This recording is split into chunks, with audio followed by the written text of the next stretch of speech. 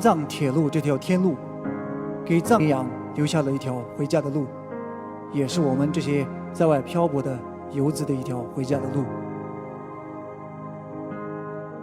我们像秋后飘落的树叶，不知道最后落在哪里。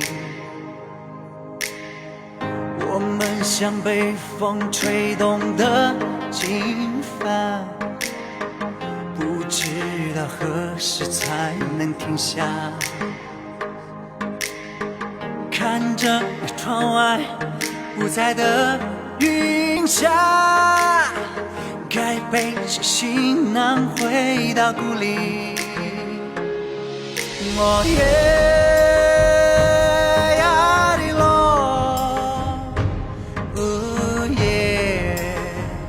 回到故乡，我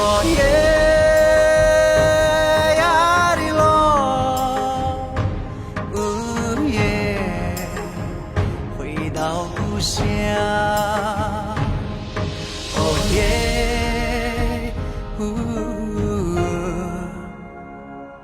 回到故乡。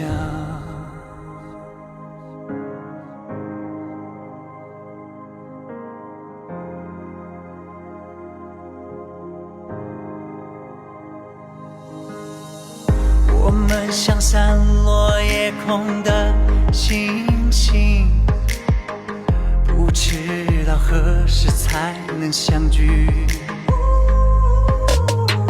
我们像流落山间的羚羊，不知道何处才能停留。听着儿时悠扬的牧歌，该背起行囊回到故里。我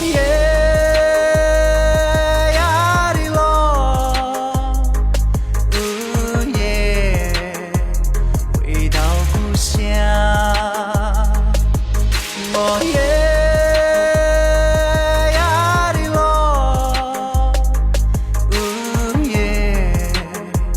回到故乡，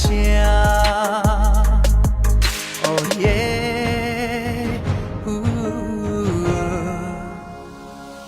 回到故乡。